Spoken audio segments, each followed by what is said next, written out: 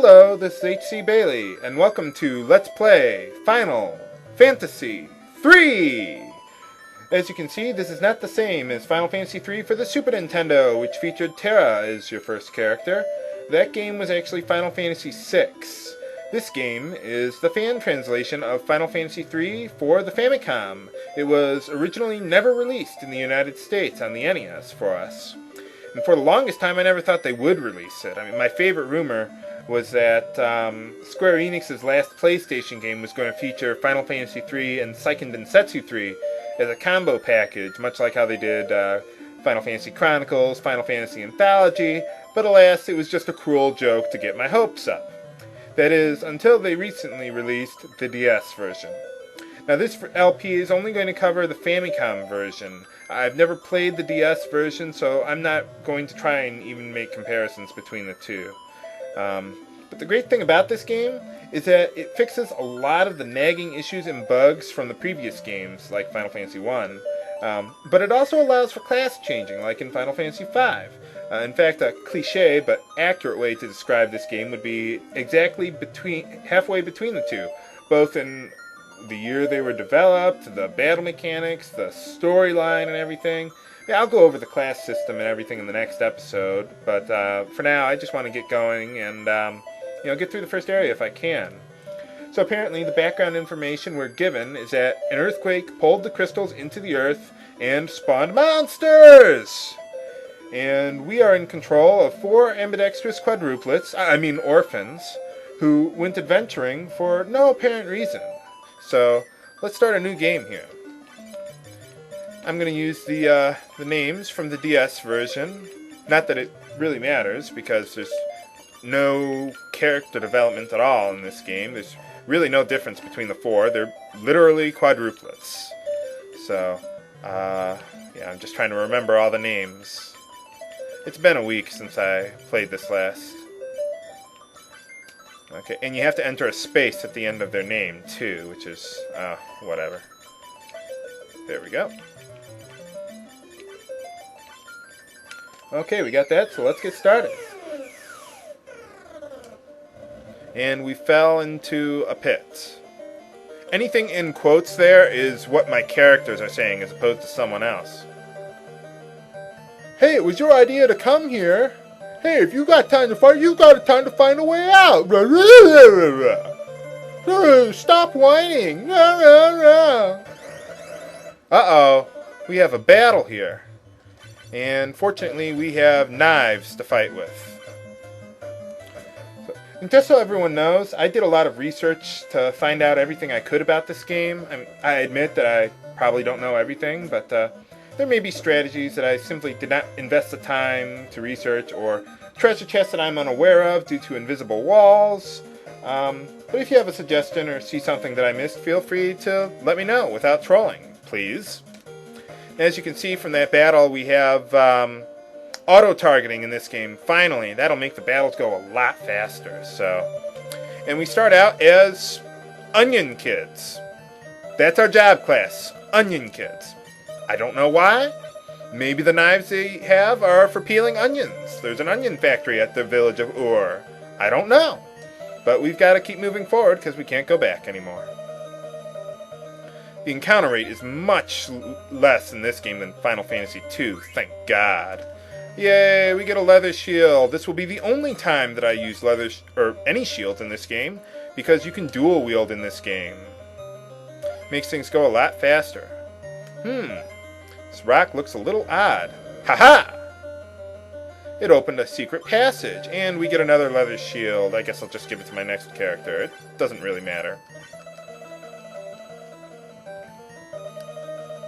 Let's walk up here, and got a few chests to the left and the right, so let's get those first. We get the South Wind. That casts Ice 2 on your enemies. And here's a couple new enemies, Ifang and Carbuncle. Nothing terribly challenging about them. Should be able to easily dispatch them with your knives for now, and just keep everyone in the front row for now, as long as you're an Onion Kid. Holy crap! That took away almost half my HP there. Might have to use an item sooner or later. But yeah, I love the auto-targeting. So that's all the new enemies here, I think, for now at least. So I'll probably just edit out the remaining battles. Yay, we gained a level already. I'll go over HP gains and vitality and stuff. Set up here now. Get this chest, another potion. Yay! Potions are useful here, actually. I could use them. And we have an odd-colored spring. Looks like normal water to me. And we drink from here. And yay! It's a full HP MP restoration. Yay! We gained another level, so I want to use the spring one more time. There we go. And we get another south wind. Those will be useful very shortly. Let's head to the left now.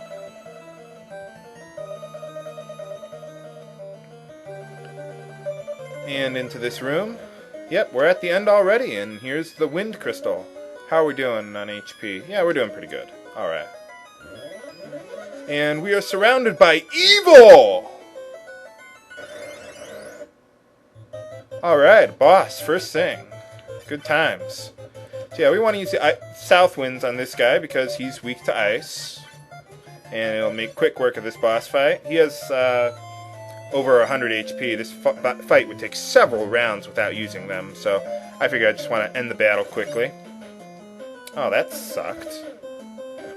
Oh, well, okay, I guess not. Yay!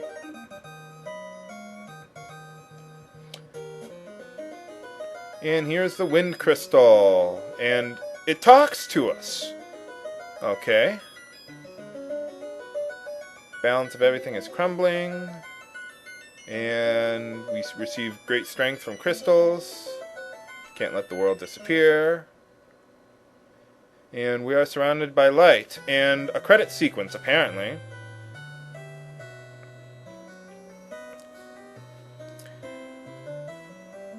And they added a little bit more of an intro to the Final Fantasy theme this time around, apparently.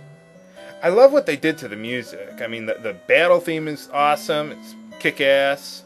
Got a nice beat going to it. Yeah, I know. I'm not going to sell the ROM. I swear to God. Oh yeah, and if you want to play this ROM, don't use Nesticle. I'm actually using Nestor J myself. Don't ask me for where I get these ROMs or emulators or all that other stuff because I don't have the time to answer every single email that I get about all these things. Just look it up on Google. You can find it yourself. But anyway, about the music. Got distracted there. Yeah, I mean, the battle music is awesome. They got, the boss music right there, right at the beginning. It's got a nice beat to it there, too.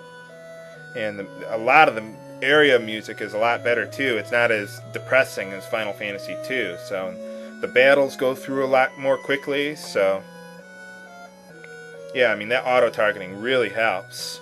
But be aware that spells do not auto-target when you get magic using job classes, so you got to be careful with that.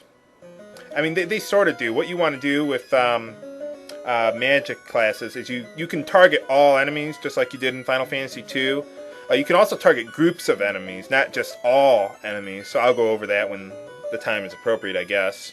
And yeah, so I mean, you target all enemies, and that way your fighters will probably kill off some of the enemies first, and that way you don't have to worry about auto-targeting your magic. So, and we can go outside through the magic circle, and our quest begins here.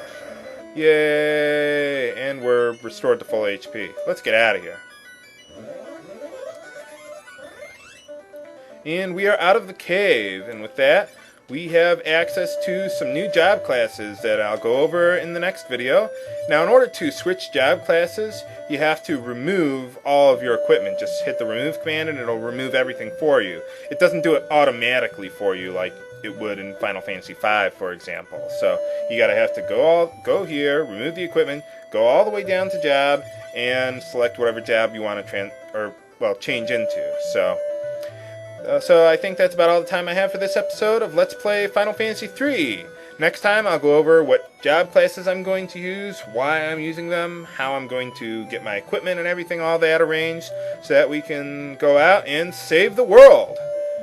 4 6-year-old kids saving the world. Okay, let's do it. This is H.C. Bailey signing off. Have a good day.